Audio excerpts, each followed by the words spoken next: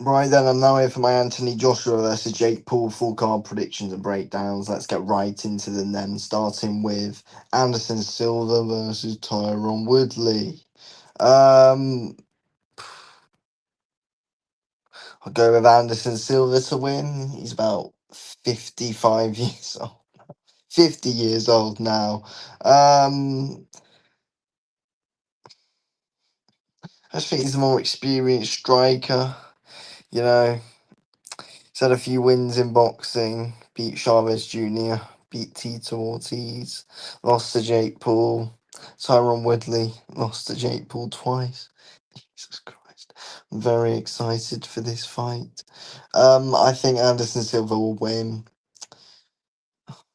You just can't put points forward. This you just can't say. You just can't break it down. You just can't. Woodley bites on a lot of feints. Yeah, just Anderson Silva's more experienced, right? Really, but it's just something you can't break down. This fight, you get what I mean. But Anderson Silva will win. Okay, next up then, Shenica Johnson versus Amanda Gale. I am going with Shenica Johnson to win this fight. Amanda Gale is going to just come out swinging, going to come out, put the pressure on on Shenica Johnson. I think the lead hand is what Shenica Johnson will use to win the fight because she's got one, and Amanda Gale hasn't really. She don't really use her lead hand much whatsoever. That's her style, but Shenica Johnson will be able to keep her off with it. She's very good at coming forward with the double jab, with a power jab, going back with the jab. She's very good at as well. She probably could be placed on the back foot here in this fight, but Shenica Johnson is very good at standing her ground though and does like to keep on coming forward. She's the more skilled. She's got a nice variety in her shots. Shenica Johnson will win this fight with a comfortable unanimous decision, in my opinion. I don't think she's got lows to worry about. Amanda Gale's gonna, trying to keep coming, but she's just gonna get outsmarted, beat to it the whole time. So I'm going with Shenica Johnson, unanimous decision. Amanda Gale's blade tough though. She can take a shot, she can take a beating, but she can also give one as well. But she's nowhere near the level of Shenica Johnson. Nowhere near. Okay, next up then, Caroline Dubois versus Camila Panatta. Um, I think that Camila Panatta has got no hope in this fight whatsoever. I think Caroline Dubois will absolutely destroy her. I'm gonna say Caroline Dubois gets a stoppage win here as well. Actually gonna, yeah. Women's fight, I'm actually gonna go with a stoppage win. Caroline Dubois is someone who I can actually trust to do something like that. Yeah, Caroline Dubois, very good at mid range, very good at long range, very good at close range. She's very good. She's very, very, very good. She's very smart. She's good to watch. She'll fight absolutely anybody. And this is just another one, her first fight with Most Valuable Promotions. I think she's going to look to put on a real statement here. That's what she's going to be looking for. And yeah, I'm excited for her. I think she's a very good, exciting female fighter to watch. And I think, with a lot of the women's fighters right now, you know, it's being built fair play to Jake Paul and what he's doing with it. But it's like there's not loads of real proper entertaining fighters who you've got to watch. But Caroline Dubois is that woman who you've got to watch all of her fights, who is very entertaining to watch, who is good all round. There's also as well, there's nothing flashy about her. She's just good. She's just very good at being able just to get that job done. She's just good at everything, really, to be honest, in my opinion, Caroline Dubois. Nothing flashy, doesn't really do anything stupid. She's just good. She's just very good. Okay. Next up, then we've got Avious Griffin versus Justin Cardona. Um, Avious Griffin got absolutely destroyed by Rodriguez in his last fight. Absolutely destroyed and dismantled by him. But he has power, 16 knockouts out of 17 wins. Dropped Rodriguez as well in that fight. He has power. He always has the power. Um, I think a win. Yeah. Cardona's aggressive, likes to throw a lot, but I feel like he can be a bit of a sitting duck. Doesn't like to move his feet loads.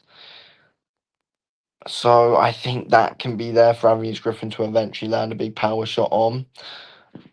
Cardona's tough though. Again, he's a workhorse in there. He's a real workhorse in there. But he can be a sitting duck, but he does like to throw a lot of shots.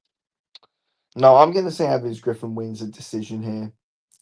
I've never fully got the hype around him though. Yes, he's got power, but overall skill and ability wise, I don't think there's anything real special in him. But this is a fight that I think he will win against Justin Cardona. But it has its problems. It has its problems. You know, fair play to him for actually taking this fight after a loss because it's not an easy fight for Griffin whatsoever. Not an easy fight for him whatsoever. There is a risk to this, definitely. But I'm going to say that Griffin wins.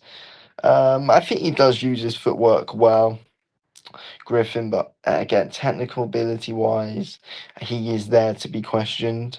Definitely. And he did get exposed in his last fight. It was a proper exposing. But I'm going to back him to win it. I'm going to back him to come back, and I'm going to back him to win this fight. Now we're already at our main event, Jake Paul versus Anthony Joshua. Okay. This is a fight which I think if Anthony Joshua goes extremely hard on Jake Paul and it's actually a real fight, Anthony Joshua will severely hurt Jake Paul. Brain bleeds, a possible bloody murder scene is on the case, and I'm not joking when I say that. I'm being bloody serious here. I don't think Joshua's going to go all out. I think he knows how dangerous this is. I think he knows what he is capable of doing to Jake Paul. I think he knows what happened. I think he knows how dangerous the fight is and shouldn't be happening. Not dangerous as in all Jake Paul can win the fight because people bloody get confused with that. It's dangerous as in it shouldn't be happening. It's dangerous as in Jake Paul hasn't got a hope in hell. It's dangerous as in if Jake Paul takes a massive shot, then he is his life is quite literally done. Honestly, he could be he could have a serious life crisis if I'm not even joking when I say it. If he gets hit extremely hard in this fight. It's going to be very similar to Mayweather versus Deji. As in, Joshua's going to be tapping about with him.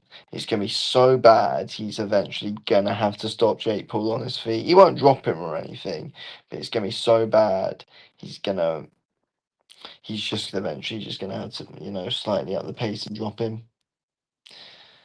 It'll be a sparring session where Jake Paul's not going to get much success at all. But again, they're just in it for the bag. And Jake Paul, it's not in a contract or anything. Not in a contract that that Anthony Joshua has to hold back. He just knows. I just think he just knows, he just knows the levels. Joshua knows boxing. He knows what will happen if he actually tries to hurt Jake Paul. He knows. So I hope Jake Paul gets out of there all right, and I believe he will because I don't think it's a proper fight.